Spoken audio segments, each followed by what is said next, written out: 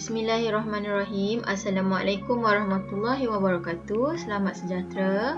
Baiklah, hari ini kita akan belajar satu tajuk yang baru, iaitu perangkap sisa makanan pada muka surat 26.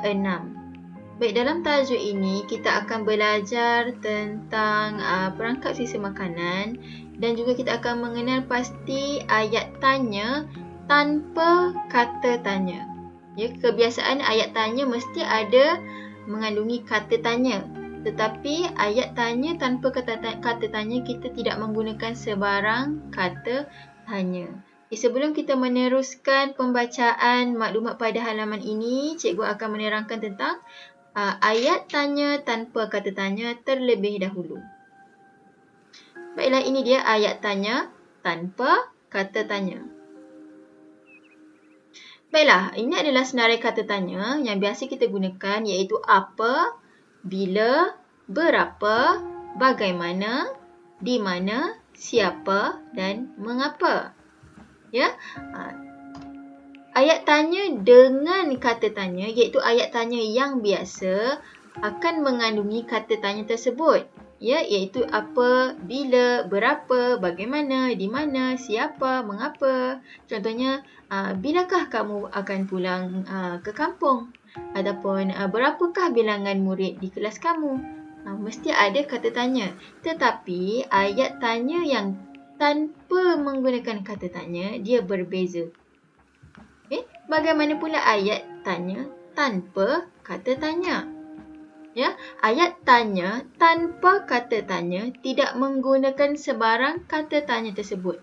Tidak ada dalam ayat tanya tersebut menggunakan kata tanya yang telah disenaraikan ini. Contohnya, adik sedang buat kerja sekolah bahasa Melayu. Ayat ni ayat tanya tetapi tiada langsung menggunakan kata tanya. Kedua, keluarga kamu melancong ke Korea Selatan? Tak ada langsung kata tanya. Buah oren ini mengandungi banyak vitamin C? Ni juga tanya tapi tidak menggunakan kata tanya. Yang keempat, nasi goreng itu dibeli oleh kamu? Contoh kelima, pensil warna Aisyah hilang di sekolah. Dan contoh terakhir, kamu bermain bola sepak bersama Ramesh. Semua ini adalah ayat tanya, ayat soal, ingin mengetahui tentang sesuatu tetapi tidak menggunakan sebarang kata tanya. Ya, tiada apa, tiada mengapa, tiada kata tanya bila, berapa, siapa, tidak ada langsung. Tetapi ia tetap juga dikenali sebagai ayat tanya. Tetapi ayat tanya tanpa kata tanya. Baik, kita kembali ke halaman buku teks tadi. Kita akan bacakan maklumat pada halaman ini. Makcik Siti, ibu saudara Nabila. Beliau pengusaha kantin di sekolah Nabila. Selepas waktu persekolahan, Nabila membantu makciknya di kantin. Seperti kalau dekat sekolah kita, makcik kantin, makcik Baiti, dan sebagainya yang awak biasa jumpa di kantin. Kita lihat bahagian dialog. Nabila, ini alat perangkap sisa makanan, makcik. Makcik Siti jawab, ya Nabila, ini alat perangkap sisa makanan. Kalau awak lihat dalam ayat ini yang ditandakan dengan biru ini merupakan ayat tanya tetapi tidak menggunakan kata tanya. Nabila ingin tahu adakah alat tersebut merupakan alat perangkap sisa makanan. Makcik Siti jawab, ya Nabila, ini adalah perangkap sisa makanan. Seterusnya, alat ini disambung terus pada sinki. Ayat ini juga adalah ayat tanya tanpa kata tanya. Nabila ingin tahu adakah alat tersebut disambungkan terus kepada sinki. Makcik Siti kata, benar Nabila, alat ini disambung terus pada sinki. Banyakkah faedahnya? Nabila tanya lagi. mestilah banyak faedahnya. Mestilah banyak faedahnya, Nabila. Air dari sinki yang mengalir ke dalam longkang bebas daripada sisa kotoran. Kemudian, tempat kosong ini, apakah ayat tanya yang sesuai? Macam mana kita nak tahu ayat tanya yang sesuai? Kita perlu lihat apakah jawapan Makcik Siti. Apakah jawapan Makcik Siti kepada soalan Nabila yang di tempat kosong ni? Makcik Siti jawab, boleh. Alat ini menjadikan longkang bersih dan tidak berbau. Maksudnya apa? Nabila ingin tahu sama ada alat tersebut boleh menjadikan longkang bersih dan tidak berbau. Jadi apakah ayat tanya yang sesuai? Pastikan kamu tidak menggunakan sebarang kata tanya. Cuba fikirkan jawapan yang sesuai. Baik, ini adalah cadangan jawapan daripada cikgu. Kamu boleh jawab begini. Bolehkah? Sebab apa cikgu mula dengan bolehkah? Sebab Makcik Siti memberi jawapan dimulakan dengan perkataan boleh. Jadi kita mulakan soalan Nabila dengan bolehkah? Bolehkah alat ini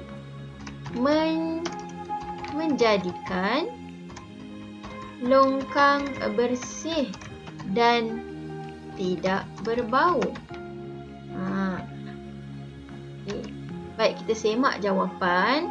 Betul tak jawapan cikgu ni?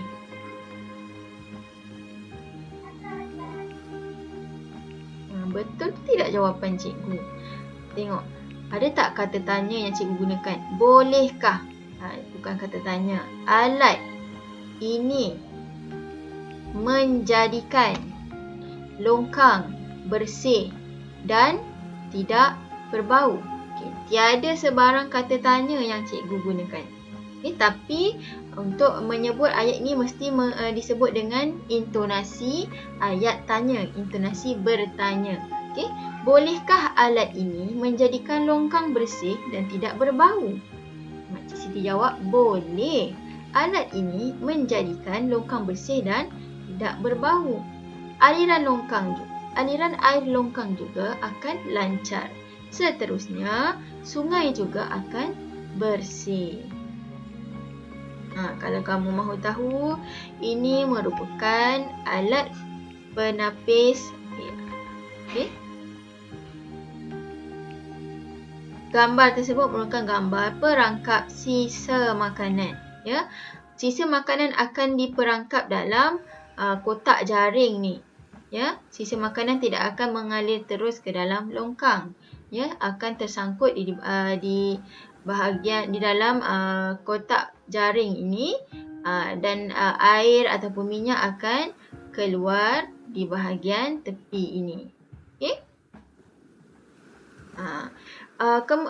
Selain itu, minyak-minyak yang terdapat pada sisa makanan tersebut akan tersangkut dalam perangkap ini. Yang keluar di saluran ini hanyalah air jernih yang telah ditapis. Okey. Setakat ini saja penerangannya. Cikgu harap kamu telah faham tentang ayat tanya tanpa kata tanya. Jadi, untuk latihan, kamu perlu membuat latihan pada buku aktiviti Bahasa Melayu Jilid 2 pada halaman 28. Buku aktiviti Jilid 2 pada halaman 28. Cikgu juga telah sediakan video penerangan tentang cara menjawab latihan tersebut. Selepas selesai menonton video ini, cikgu minta kamu tonton satu lagi video tentang penerangan cikgu tentang cara menjawab soalan dalam buku aktiviti tersebut. Baik, itu saja. Sekian, terima kasih.